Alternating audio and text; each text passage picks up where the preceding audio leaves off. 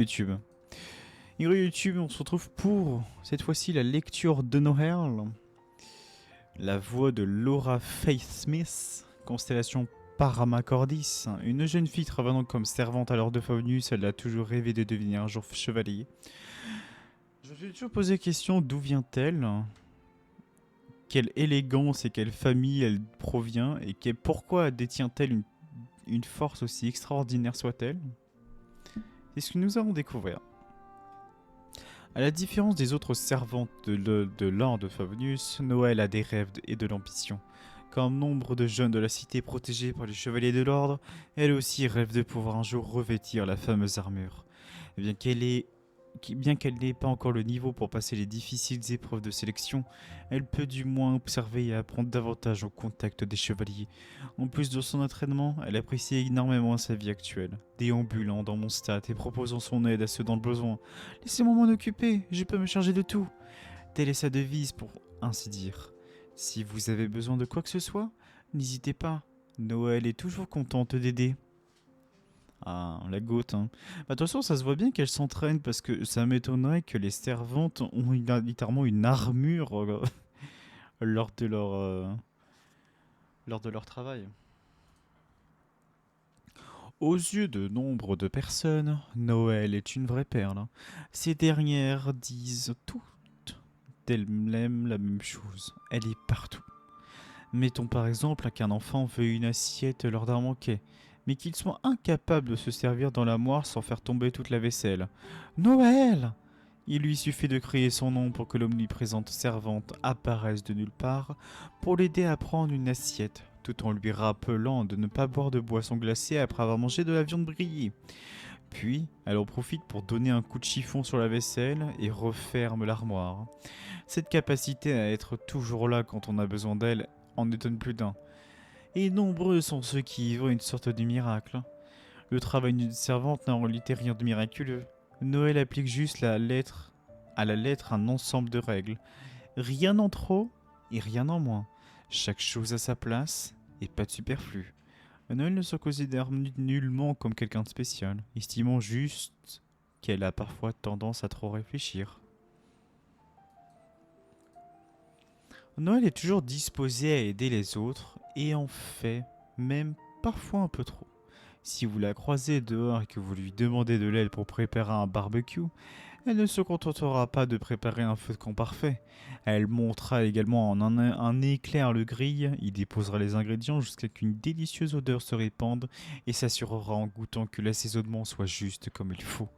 Puis elle vous rappellera de bien cuire la viande et ne pas oublier d'éteindre complètement le feu afin d'éviter tout risque d'incendie.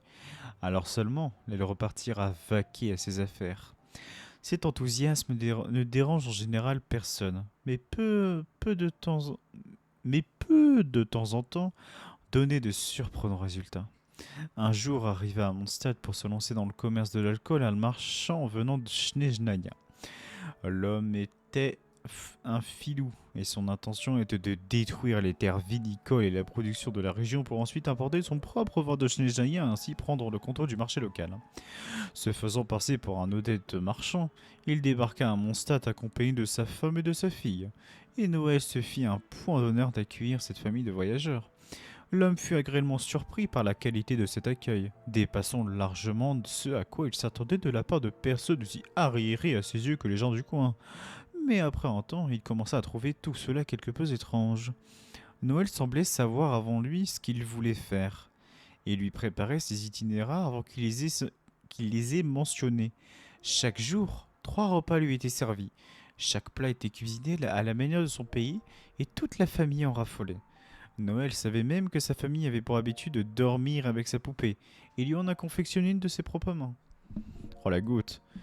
Étant le centre de toutes ses attentions, le marchand ne savait pas comment mettre en marche son triste plan. Et il finit par se convaincre que derrière le sourire et la bonne volonté affichée de la servante se cachait quelques manigances. Finissant par céder à un inexplicable sentiment de malaise, il s'enfuit un soir à la nuit tombée avec femme et enfants sans demander son reste. Noël crut à tort qu'elle n'avait pas pris suffisamment soin d'eux et en conçut quelques dépits pendant quelques jours, et nigrait tout du service qu'elle venait de rendre à Mondstadt. Ah, c'est vrai que ça aurait été un peu terrible. un peu terrible que Mondstadt, un peu réputé aussi pour son vin, il perdu littéralement tout le monopole. Et on sait bien. Premièrement, elle a un peu le côté rôle servante où elle fait les choses tout très bien, voire même elle est capable de lire dans les pensées, on dirait. Et qu'en plus de ça, elle a un peu la faculté des chevaliers où elle va à la rencontre du peuple pour ainsi les aider. L'histoire du personnage 3. La plupart du temps, la présence de Noël se révèle source de réconfort. Cependant, cela n'est pas toujours le cas. Il arriva par exemple qu'un aventurier se trouve coincé au mont Dragon. Entendant la nouvelle,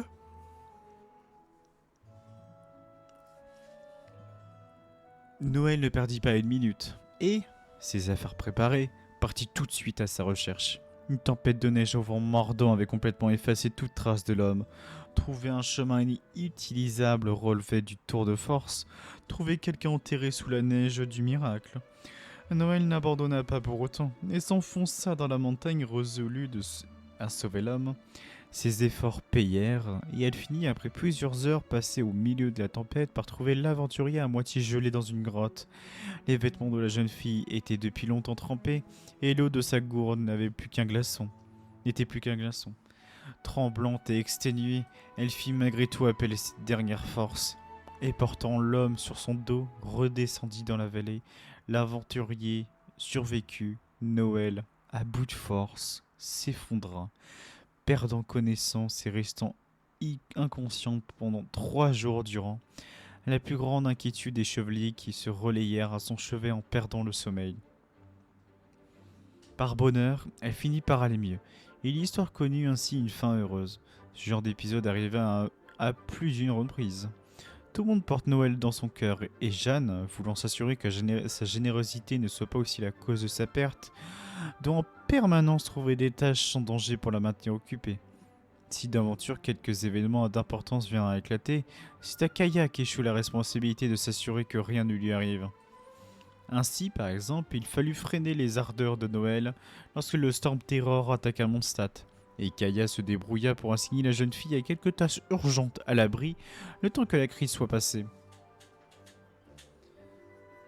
Bon, en même temps, même si elle n'avait pas eu de tâches, qu'est-ce qu'elle aurait fait Ah si, elle serait mise dans le danger toute seule, voire même mourir pour sauver Mondstadt de Durid, enfin de Dvalid.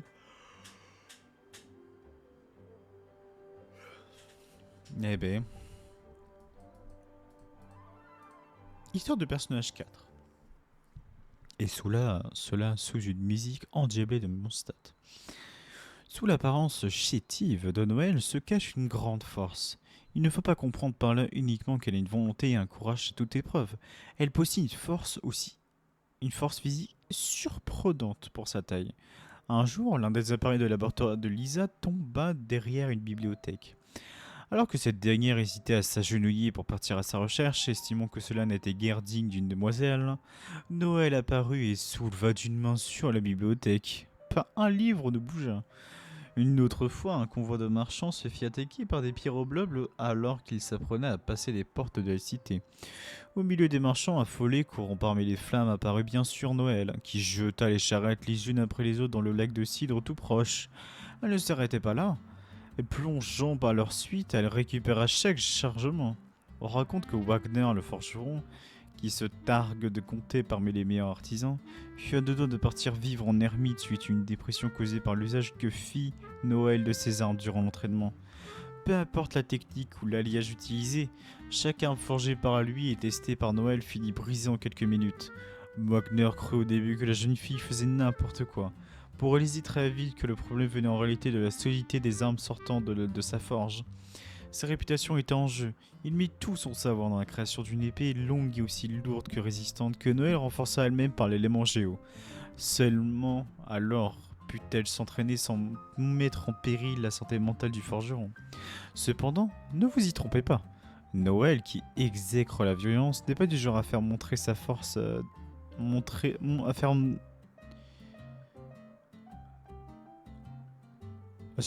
genre à montrer sa force surhumaine.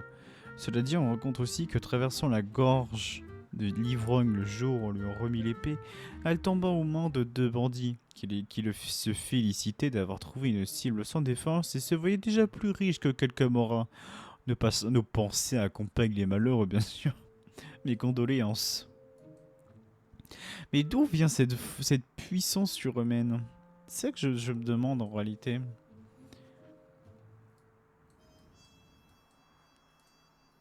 Le pire ennemi de Noël est le Ludi Harpastum. Ah donc ouais, ça c'est le festival.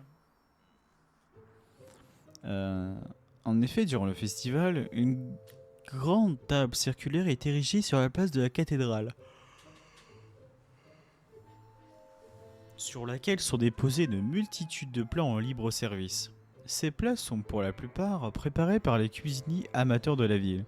Bien entendu, la servante diligente se doit de participer et cuisine sans discontinuer, s'arrêtant seulement pour servir les convives. Ce n'est pas à ses yeux une grosse surcharge de travail. Le problème réside dans le fait qu'en tant que servante, elle estime de son devoir de s'assurer que chaque plat terminant sur la table soit suffisamment bon, ne présente aucune anomalie et s'oblige à tout goûter. Tourte de lune croustillante, côte de porc frite et à la monte statoise qui craque dans la bouche, empile tout composé de couches successives de fromage et de viande, sans oublier une foultitude d'autres plats frits et grillés à la contenance en calories directement proportionnelle à la joie ambiante. La vue des habitants mangeant et riant emplit Noël de bonheur, mais un coup d'œil à son propre ventre bedonnant suffit à lui arracher un soupir, hein. Résultat des courses, lorsque le festival touche à sa fin, Noël se porte volontaire pour participer aux patrouilles de chevaliers des chevaliers de l'ordre, courant autant qu'elle peut à travers la cité pendant un mois. La fin du loup bière pastoum ne marque pour elle que le début du régime. Oh la pauvre. Petit régime. Non, ici on connaît pas le régime quoi. Ça m'a donné faim ce qu'elle a dit. Le rappel des roses. Les servantes de Lord Favonius respectent certaines règles à la lettre. L'une d'elles est de ne jamais dévoiler les informations personnelles des chevaliers à quiconque. Cela vise bien sûr toute personne étrangère à l'ordre, mais également les membres même de l'ordre. Ainsi, par exemple, qu'il s'agit de ce qui se trouve dans les quartiers personnels de Jeanne, de ce que contient le baron Lapinou d'Amber, du nombre de cache-œils possédés par Kaya, ou du nombre de cachettes à bombes secrètes du CLI. Toutes ces informations sont considérées par les servantes comme relevant du secret professionnel. Pour se rappeler de faire attention à cette règle, Noël fabriqua plusieurs roses rouges en tissu. À Mondstadt, cette fleur est associée à l'expression de la même manière que les bouteilles de vin sont bouchées, mes lèvres sont scellées. Elle en cousit une sur son gant. Ah, c'est ça. Qui resta un rappel visuel permanent de faire attention aux mots s'échappant de ses lèvres. Ah, ok, donc c'est pour ça qu'elle a une rose ici, c'est une telle signification. Révéler ce type d'information personnelle est considéré comme une faute grave pour toute servante de l'ordre. Une faute que ne peut se permettre celle qui souhaite un jour devenir un chevalier à son tour. Alors si jamais vous cherchez à percer un secret, Noël est la dernière personne à aller chercher. Elle demeurera muette. Ok. Ça c'est juste pour, entre guillemets, faire attention à ces mots et ne pas dévoiler des secrets personnels. Intéressant. L'œil divin, comment elle l'a eu? Noël s'y prit plusieurs fois trop tôt pour tenter d'achever son rêve. Il y a de ça quelques années, après avoir échoué pour la 7ème reprise. Le test de sélection, un grand découragement l'envahit. Toutes ces règles d'étiquette, de maniement de l'épée, toutes ces lignes qu'elle avait passé tant d'heures à mémoriser. Et pourquoi? Tout cela n'avait servi à rien. Elle pouvait se rappeler tous les points forts de chacun des chevaliers, mais qui se rappellerait jamais de l'échec qu'elle était? Elle n'avait point abandonné son idéal, mais cette fois-ci, son corps semblait refuser de la remettre en selle comme par le passé. Elle se donnait l'impression d'être telle la voyageuse ayant traversé jour et nuit la toundra, tandis que ses pensées l'habitaient. La grande porte du quartier général à côté de laquelle se tenait s'ouvrit d'un coup, laissant passer Jeanne, la grande maîtresse suppléante de l'ordre, qui avait justement été la présidente du jury. Sans une hésitation, Noël lui fit immédiatement le salut officiel du chevalier. Et ce faisant, elle réalisa soudain qu'il s'agissait là d'une terrible maladresse, d'un faux pas impardonnable. Mais alors qu'elle se mettait à rougir comme une pivoine, espérant de toutes ses forces pouvoir disparaître à l'autre bout du monde d'un claquement de doigts, Jeanne, à sa grande surprise, s'arrêta et lui retourna le salut. Après un instant d'ébahissement, un sourire gêné mais aussi un cristal pur que le cristal apparut sur son visage, jamais de sa vie elle n'oubliera ce jour. Elle n'oublierait ce jour qu'il la vit recevoir l'approbation non seulement de Jeanne, mais également des dieux. Et depuis lors, eux divin sa possession, Noël a vu renaître son rêve de devenir digne de porter l'armure tant désirée. Cela prendra le temps qu'il faudra, et elle se montrera le plus efficace des servantes en attendant.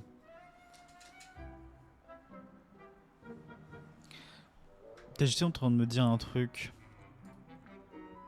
je sais plus quoi. J'ai dit oui, que chaque personnage en fait a un œil divin. Parce qu'un œil divin, ça peut, pour la plupart du temps, accroître la puissance de quelqu'un. Mais moi je voudrais bien avoir un personnage qui n'a pas eu de divin.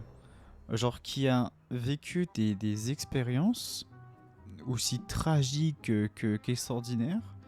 Et que pourtant, cette personne n'a jamais eu l'accès à l'œil divin. C'est peut-être parce qu'il n'est pas croyant ou encore qu'il blasphème à longueur de temps. Ça peut être sympa. Parce que du coup, ça peut créer une autre vérité derrière le divin. On a Zeus.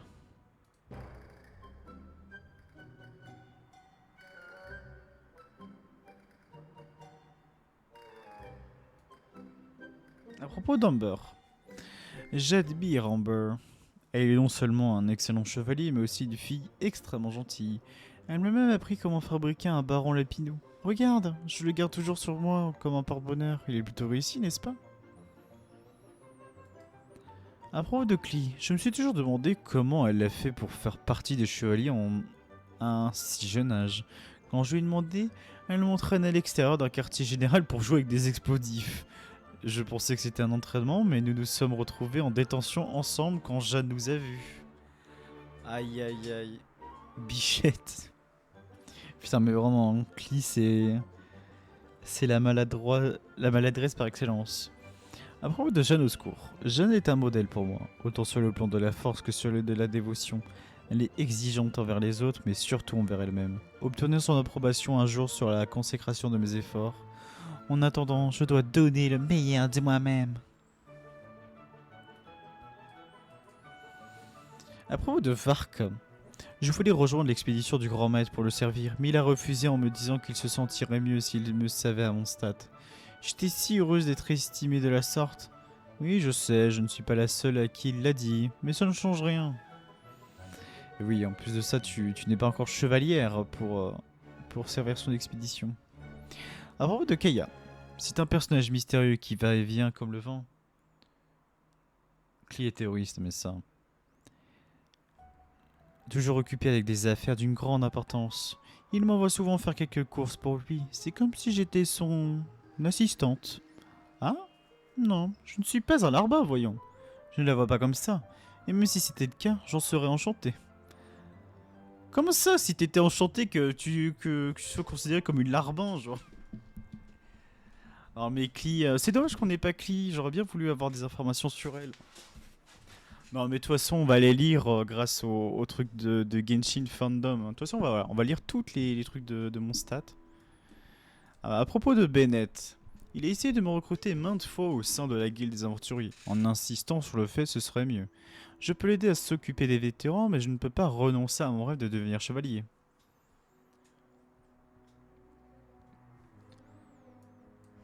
Écoute, techniquement voilà, ton rêve c'est devenir chevalière, mais que pourtant être un larbin, ça ne te dérange pas. Et être larbin et chevalier, c'est un peu deux choses différentes, quoi. À propos de Fischl, le thé. Elle a l'air de venir d'un tout autre monde, je ne sais pas trop. Mais en tout cas, cette fille semble apprécier la bibliothèque de l'ordre Favonius.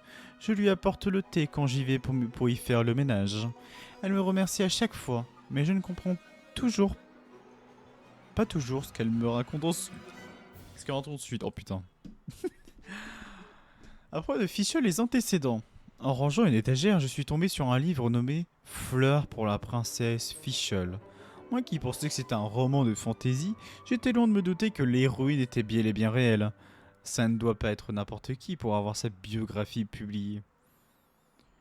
C'est vrai qu'elle est apparue comment Fischl en réalité sur Genshin? Par une collab? Parce que donné que Fischl elle vient de Honkai Impact 3RD. Là. À propos de Barbara, nous prenons souvent le thé ensemble. Parfois, il lui arrive de fredonner quand elle est inspirée. Je n'y connais rien en musique, mais ça me fait plaisir de partager ces moments avec elle. Donc après, voilà, c'est que des affiliations de ces morts. Bah voilà, putain, en vrai, mais évidemment, on les fait plutôt rapidement hein, pour l'instant. Écoutez, 10 bisous YouTube. J'espère que t'as aimé, bien sûr, cette lecture de Noël. Et puis à la prochaine histoire de personnage de Mondstadt. Petit poutou.